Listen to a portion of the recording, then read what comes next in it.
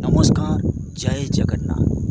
कलिजुग शेष समय आसुची बोली आपण माने केमिति जानिबे कौन घटिबो थरुटिए बुझेई कहतु ना। महापुरुष कहते कलिजुग शेष समय कौन विलक्षण हेबो ना असत्य सत्य होइबो अथच मिछ कथा सतरे परिणत हेबो। आउ कौन हेबो ना सत्य असत्य होइबो अथच सत कथा मिछरे परिणत हेबो। आउ कौन हेबो ना अखाद्य खाद्य होइबो अथच गोरु छेली घुषुरी मेंढा सबू मनीष खाईजिबे असुर भलिया। आउ बाछ विचार किछि रहिबनी जहाँद्वारा मनीषर आयुष बहु परिमाण कमिजिब जहाँद्वारा अल्प आयुषरे मरीजिबे लोक मैंने।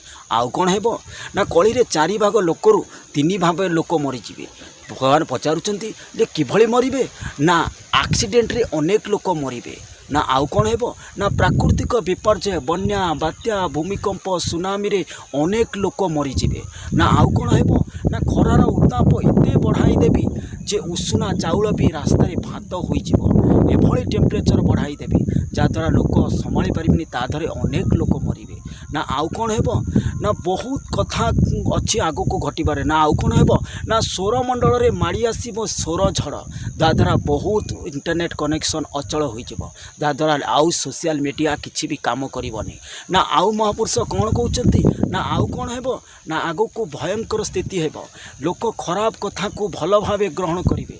पुराण शास्त्र गीता भागवत एगुड़ा को लोक ग्रहण करेनि। जड़े जदि खराब वीडियो अपलोड करुच्चे ताकू लोक सुंदर भाव ग्रहण करेंगे। खराब कमटा को अति शीघ्र ग्रहण करेंगे। आउ पुराण शास्त्र भागवत को एड़े देवे कहे ये हूँ पुराणा कथा आपको किए बा पढ़ो।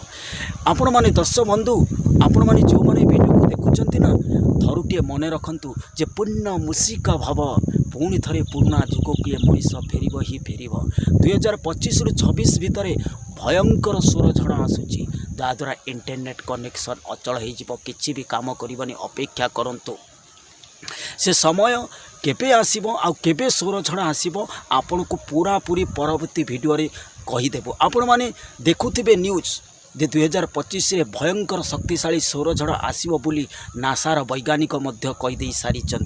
आगु को मध्य परिस्थिति कौन होची अपेक्षा करंतु।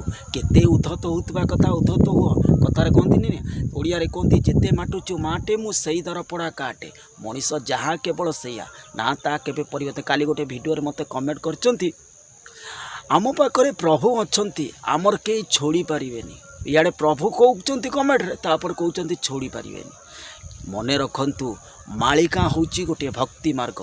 आउ केउ माने बचिबे कलिजुगरे ना जो माने मो मालिका को आलोचना करुथिबे मो मालिका को भक्ति करुथिबे मो मालिका को स्नेह श्रद्धा सहित आलोचना करुथिबे सेही माने ही केवल कलिजुगरे बंची पारिबे। ता व्यतीत आउ कौनसी लोक भी बंची पारिबेनी।